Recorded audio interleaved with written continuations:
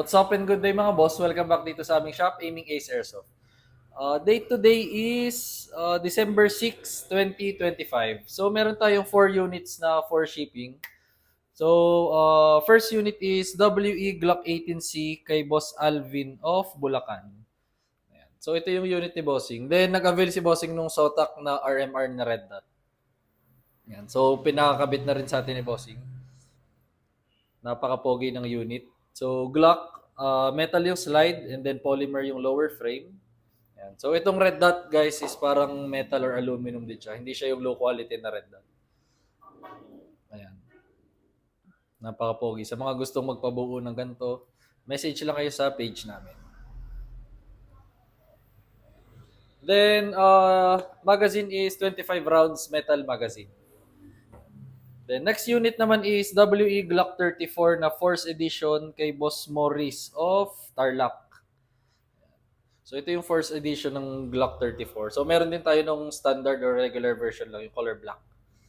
So meron tayo mga 4th editions is Glock 17, 18, 34, and 35. Yan, naka-fiber optic na yung rear sight and front sight. Then metal din yung slide, polymer yung lower frame. Yan. So nakamagwell na kapag 34. Kapag na force pala. Yan. Then meron siyang design na skull dito. Yan. Then ito yung kabilang side. Magazine capacity is 25 rounds na metal magazine din. Next unit naman is ito dalawa na both nasa budget mill na folder natin. Double Bell 774C kay Boss Don of Laguna. So ito yung naman yung unit ni Bossing. Glock 18, same nung sa first na pinakita natin. Meron siyang semi and full auto. Ayan. Metal din yung slide and polymer yung lower frame. Then ito yung kabilang side. Then madami nga pala nagtatanong kung saan daw nilalagyan ng gas tong double bell na mga Glock.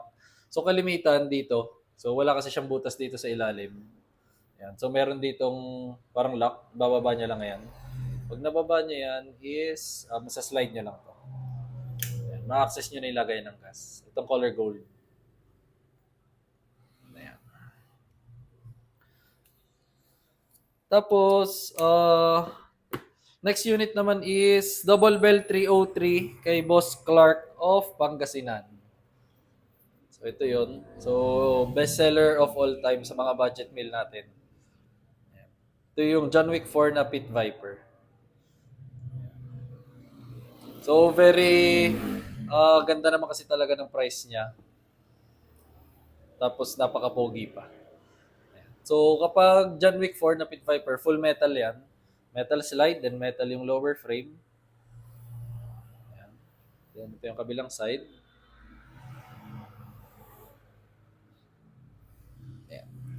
So tara, subukan natin itong mga unit. So try muna natin itong Glock 18 na WE. Gen 4.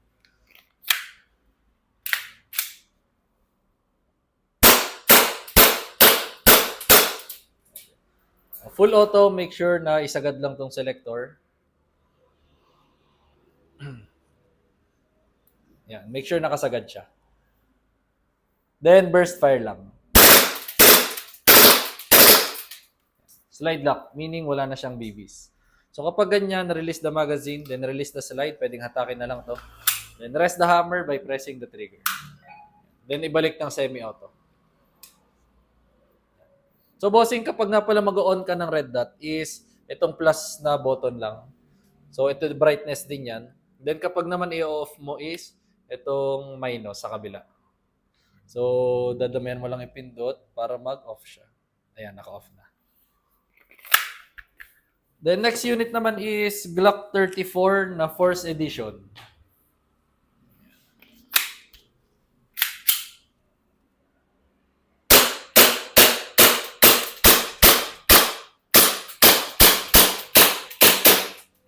Slide lock din.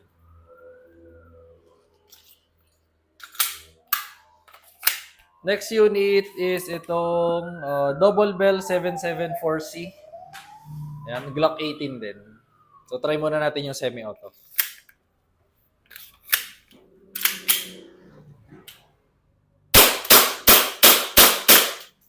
Full auto, baba nyo lang to selector. Slide lang.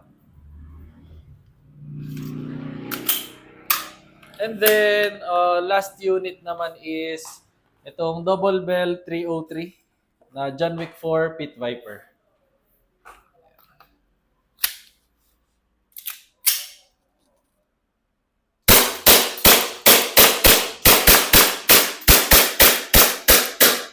Slide lang.